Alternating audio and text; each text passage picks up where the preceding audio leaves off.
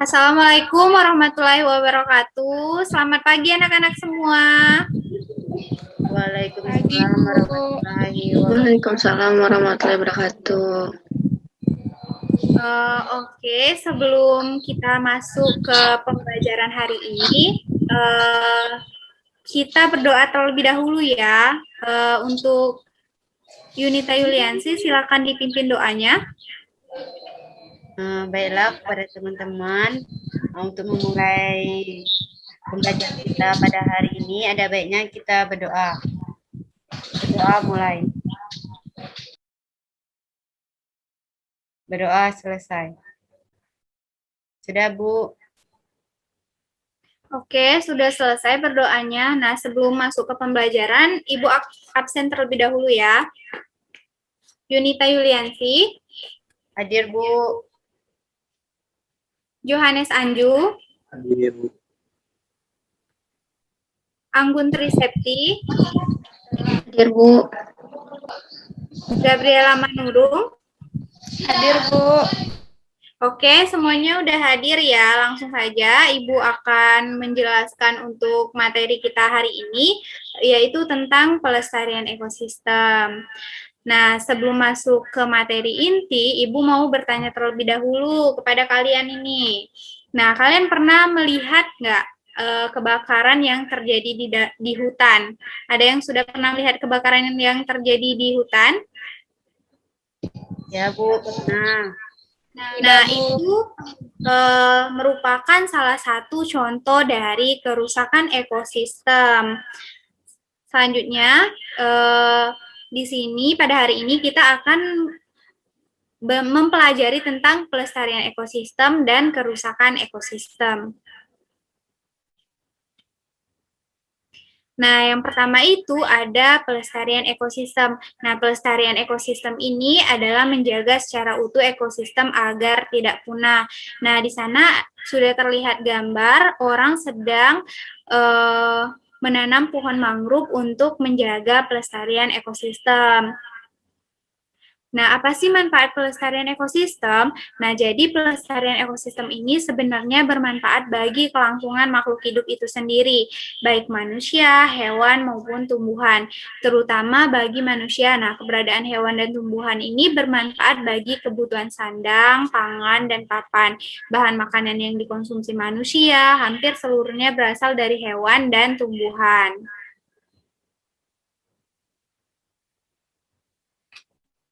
Nah, selanjutnya itu ada kerusakan ekosistem.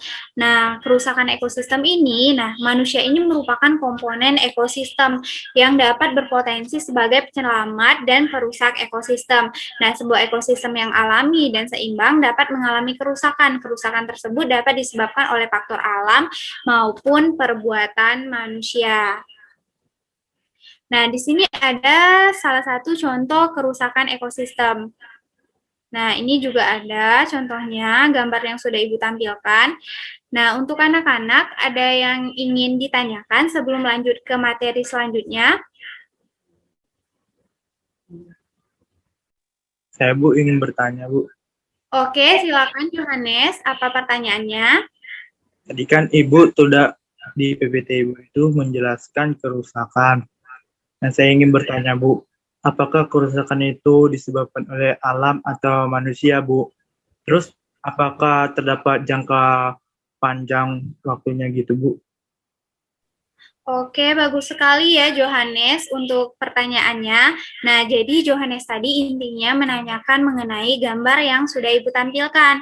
Nah, dia bertanya untuk gambar tersebut, apakah gambar tersebut tentang kerusakannya terjadi karena apa, Bu? Terjadi karena alam kah atau terjadi karena manusia kah? Dan dari kerusakan ekosistem tersebut, apakah ada dampak jangka panjangnya, Ibu? Nah, bagus ya pertanyaannya. Nah, untuk teman-teman Johannes, apakah ada yang bisa menjawab? Kira-kira? Saya, Bu. Oke, silakan Yunita.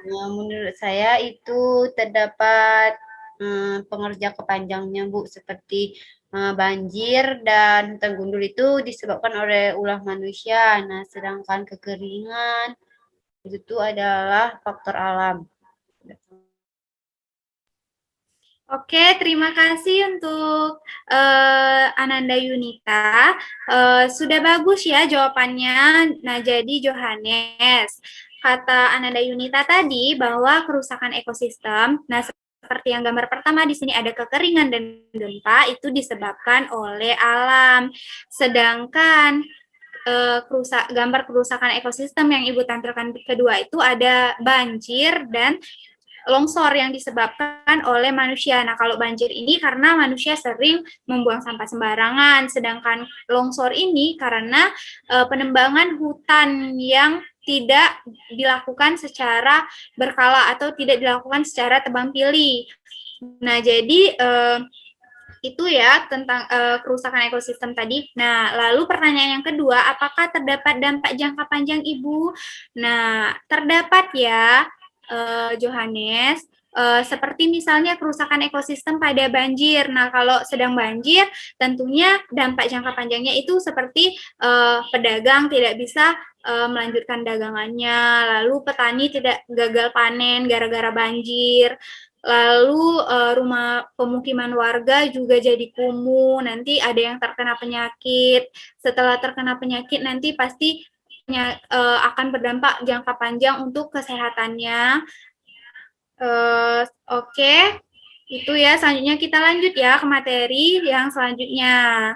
Nah, jadi tadi sudah ada materi tentang kerusakan ekosistem. Nah, bagaimana sih cara menanggulangi kerusakan ekosistem ini? Yang pertama itu selalu membuang sampah pada tempatnya. Yang kedua, kita harus menggunakan bahan-bahan yang mudah diuraikan mikroorganisme tanah agar tidak menyebabkan kerusakan ekosistem pada tanah. Lalu menerapkan prinsip tebang pilih pohon. Nah, mengapa kita harus menerapkan prinsip tebang pilih pohon? Karena dengan menerapkan prinsip tersebut, kita akan mencegah terjadinya hutan gundul dan longsor. Yang keempat itu melakukan penghijauan kembali, lalu membuat terasiring atau sengkedan di daerah pegunungan. Oke, anak-anak, itulah materi kita hari ini. Ibu mohon maaf ya kalau masih banyak kekurangan. Nah, jadi Ibu mau menyimpulkan terlebih dahulu tentang pelestarian ekosistem. Nah, jadi pelestarian ekosistem ini tadi merupakan suatu cara manusia untuk menjaga ekosistem agar tetap seimbang. Lalu, sedangkan kerusakan ekosistem tadi ada dua, ada kerusakan ekosistem yang disebabkan oleh alam, ada juga kerusakan ekosistem yang disebabkan oleh manusia. Nah, jadi kita sebagai manusia, kita harus mampu menjaga ekosistem kita agar terjaga dari beberapa kerusakan ekosistem tadi. Oke, itulah materi kita. Setelah Ibu menyimpulkan, nah minggu depan kita akan masuk dengan materi selanjutnya. Nah, untuk materi selanjutnya, Ibu harap kalian meringkas terlebih dahulu mengenai materi pelestarian ekosistem, lalu mempelajari terlebih dahulu materi selanjutnya tentang virus, oke? Jangan lupa nanti untuk resumnya silakan dikumpulkan ke WA Ibu ya, secara kolektif dengan komtinya. Nah, jadi komtinya Anggun, nanti tolong dikumpulkan dengan Ibu ya, jam 3. Baik, Bu. Oke, wassalamualaikum warahmatullahi wabarakatuh. Jangan lupa jaga kesehatan. Sampai jumpa minggu depan.